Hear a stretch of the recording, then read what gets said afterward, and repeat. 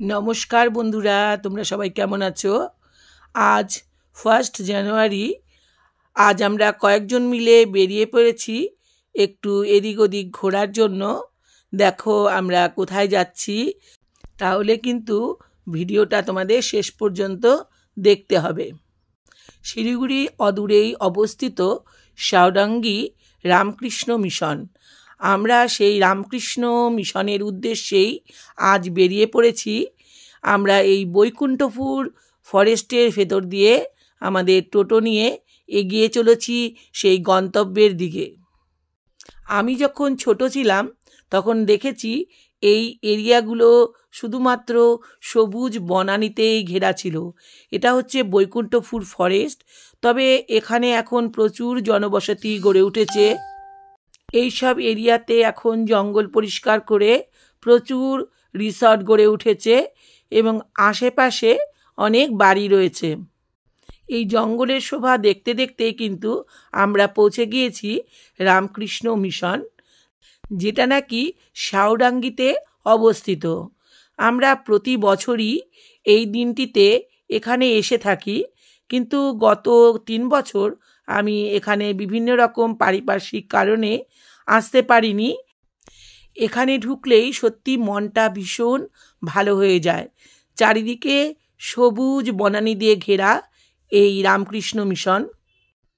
এই মিশনের চত্বরে একটি স্কুলও রয়েছে। আশেপাশের অনেক ছেলেমেয়েরাই কিন্তু এখানে এসে পড়াশোনা করে।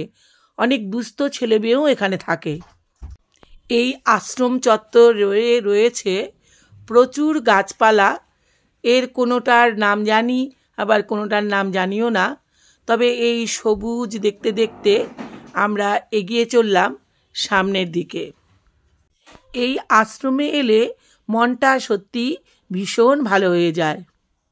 আমার পেছনে দাঁড়িয়ে রয়েছে আমার এক বৌদি, মঞ্জু বৌদি, আর তার পেছনে আরও 2 জন রয়েছে যারা নাকি আমার সঙ্গী হয়েছিল। একজন করুণা আর একজন হচ্ছে রুবি। এই 4 জন মিলেই কিন্তু আমরা এই আশ্রমে আজ এসেছি। এই দিনটিতে এই আশ্রমে প্রচুর লোক সমাগম হয়। আমরা একটু দেরি করেই বাড়ি থেকে বেরিয়েছিলাম, তাই লোক সমাগম অনেকটাই আজকে কম দেখতে পাচ্ছি। তবে প্রতিবার আমরা খুব সকাল সকালই এখানে আসি, প্রচুর লোক সমাগম এখানে দেখতে পাওয়া যায়। আমার সামনেই রয়েছে প্রধান মন্দির। এই মন্দিরে রামকৃষ্ণদেবের আরাধনা করা হয়। এটি ছাড়াও কিন্তু এখানে আরও কয়েকটি বিল্ডিং রয়েছে। এই মন্দির যারা রক্ষণাবেক্ষণ করে তারা সেই বিল্ডিংগুলোতে থাকে। এখানে আরও রয়েছে সব গোশালা, সেখানে অনেক গরু রয়েছে। এই মন্দিরের যে সমস্ত দুধ প্রয়োজন হয় সেখান থেকেই তারা এগুলো পান। বাইরে থেকে যে সমস্ত শিষ্যরা এই অনুষ্ঠানের সময় এই মন্দিরে আসেন, তাদেরও কিন্তু এখানে থাকবার সুবন্দোবস্ত রয়েছে। অনেকেই দেখলাম সেখানে রয়েছে, আবার অনেকে দেখলাম তাদের লাগেজ নিয়ে অনুষ্ঠান শেষে সেখান থেকে বেরিয়ে পড়েছে তাদের বাড়ির উদ্দেশ্যে। এখানে এই মন্দিরটি ছাড়াও কিন্তু আরও 2টো মন্দির রয়েছে, সেটাও আমি এরপর তোমাদের ঘুরিয়ে দেখাচ্ছি। এই যে সামনের যে বিল্ডিংটা দেখা যাচ্ছে, এখানেও কিন্তু মন্দির রক্ষণাবেক্ষণের দায়িত্বে যে সমস্ত মহারাজরা রয়েছেন তাদের থাকার বন্দোবস্ত রয়েছে। এই চারপাশের সবুজ বনানী সত্যি মনকে ভীষণভাবে আকৃষ্ট করে। চারিদিকে নানান রকম ফুলের সমারোহ, বিভিন্ন রকম ফলের গাছ, অনেক নাম না জানা গাছ, যেগুলো আমি সব গাছের নামও জানি না। সত্যি খুব সুন্দর পরিবেশ।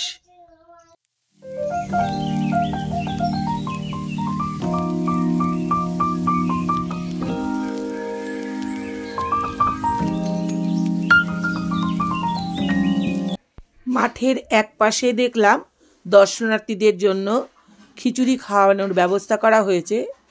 এখানে কিন্তু সকাল থেকেই চলে খিচুড়ি খাওয়া। এখানে প্রচুর লোক আসে, আর এত লোক যে প্রত্যেকেই কিন্তু পেট পুড়ে এখান থেকে খিচুড়ি প্রসাদ নেয়। যদিও আমরা অনেক দেরি করে গিয়েছিলাম, তবুও দেখলাম তখন পর্যন্ত অল্প অল্প করে প্রসাদ প্রত্যেককে দেওয়া হচ্ছে। এই আচ্ছাদনের তলায় দেখলাম প্রচুর ব্রেঞ্চ পাতা রয়েছে এবং তার সঙ্গে রয়েছে চেয়ার দেওয়া। সকলে সেখানে প্রসাদ নিয়ে গিয়ে বসে খাচ্ছে। আর প্রসাদ নেওয়ার বিশাল লম্বা লাইন। এই লাইনে কিন্তু আমরাও প্রসাদ নেবার জন্য দাঁড়িয়ে পড়েছিলাম। অনেকে দেখলাম প্রসাদ লাইন থেকে নিয়ে মাঠের মধ্যে গিয়ে বসে পড়েছে এবং বসে সেখানে প্রসাদ গ্রহণ করছে।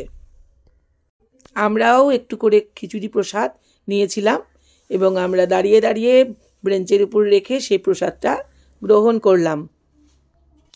প্রসাদ খেতে খেতেই দূরে নজরে পড়ল একটা গাছে প্রচুর ফুল, কাগজ ফুল, মানে এত ভালো লাগছে, অপূর্ব সেই দৃশ্য। মাঠের চারিধারটা তোমাদের একটু ঘুরিয়ে দেখাচ্ছি।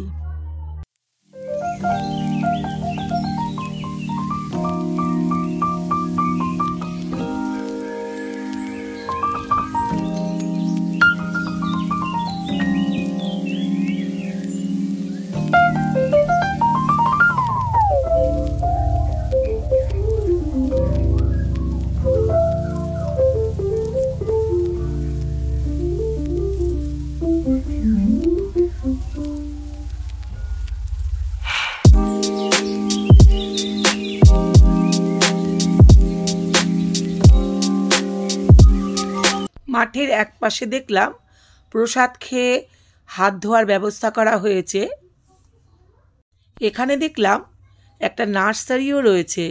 এখানে ছোট ছোট বিভিন্ন ধরনের ফুলের চারা তৈরি করে বিক্রির ব্যবস্থাও রয়েছে। তবে এর আগে যখন এখানে এসেছিলাম তখন কিন্তু এই ব্যবস্থা আমার নজরে পড়েনি। সম্ভবত এই ব্যবস্থা তখন ছিল না, এটা সম্ভবত নতুনই চালু হয়েছে। তবে ভীষণ ভালো লাগলো। তোমরা চাইলে এখান থেকে বিভিন্ন ধরনের ফুলের চারাও কিন্তু কিনে নিয়ে যেতে পারবে। এই নার্সারি দেখে আমরা এগিয়ে চললাম সামনের দিকে। এবার আমাদের গন্তব্য হলো মা শারদামণির মন্দির দর্শন করা এবং মাকে একটু কাছ থেকে দেখা।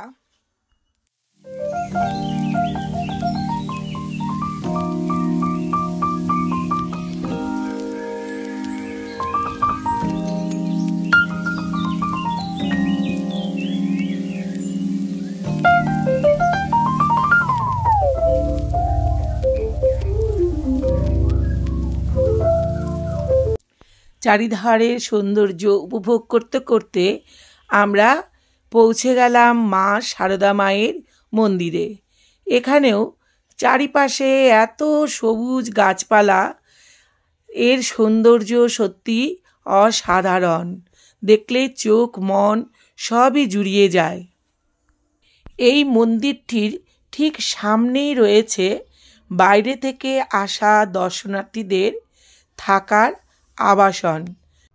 এই শারদা মায়ের মন্দির আর আবাসনের ঠিক মাঝখানেই দেখলাম তৈরি হয়েছে একটা নতুন শিব মন্দির। তবে এর আগে যখন এসেছিলাম তখন কিন্তু এই শিব মন্দিরটি আমার নজরে আসেনি। সম্ভবত এটি নতুনই তৈরি হয়েছে। এই মন্দিরটির গা ঘেঁষেই যে বিল্ডিংটি দেখা যাচ্ছে, এই বিল্ডিংটি কিন্তু বাইরে থেকে আসা দর্শনার্থীদের জন্য আবাসনের ব্যবস্থা রয়েছে। আর এই যে শিব মন্দিরের এই যে শিব ঠাকুরকে একটু কাছ থেকে তোমাদের দেখিয়ে দিই।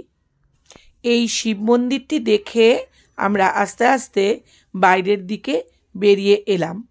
বাইরের দিকে বেরিয়ে আসার পথেই এখানে রয়েছে আরও একটি মন্দির, যেটি নাকি স্বামী বিবেকানন্দের মূর্তি স্থাপনা করা হয়েছে। এই মন্দিরটি কিন্তু সব সময় খোলা থাকে না। এপ্রিল থেকে সেপ্টেম্বর পর্যন্ত সকাল 7টা থেকে 12টা পর্যন্ত এবং বিকেল 4টে থেকে 8টা পর্যন্ত খোলা থাকে। অক্টোবর থেকে মার্চ পর্যন্ত সকাল 7টা থেকে 12টা পর্যন্ত খোলা থাকলেও বিকেলে 3:30 থেকে 7:30 পর্যন্ত এই মন্দির খোলা থাকে। কথা বলতে বলতেই আমরা পৌঁছে গেছি বিবেকানন্দকে যেই মন্দিরে স্থাপনা করা হয়েছে সেই মন্দিরের সামনে।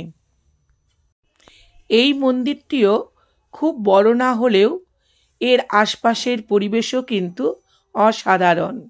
তোমাদের আসলে আমার মনে হয় ভালোই লাগবে। এই মন্দিরটি দেখে এখানে প্রণাম করে আমরা বেরিয়ে এলাম এখান থেকে পায়ে পায়ে বাড়ির দিকে যাব বলে। শীতের বেলা 4টে বেজে গিয়েছিল, তাই এখানে থাকাটা আর বেশিক্ষণ সমীচীন মনে করলাম না। যদি তোমাদের ভিডিওটি ভালো লাগে তাহলে তোমরা লাইক, কমেন্ট ও শেয়ার করো। আমার চ্যানেলটিকে তোমরা সাবস্ক্রাইব করে দিও। তবে কোনো ছুটিছাটার দিনে তোমরা একদিনের জন্য এখানে আসতেই পারো। তবে এই ছায়াঘন পরিবেশে আমার মনে হয় তোমাদের দিনটা খুব ভালোই কাটবে, মনটা ভালো হয়ে যাবে। আমার ভালো লাগা থেকেই কিন্তু আমি কথাগুলো বলছি। টাটা, বাই বাই, আবার দেখা হবে অন্য কোনো ভিডিও নিয়ে।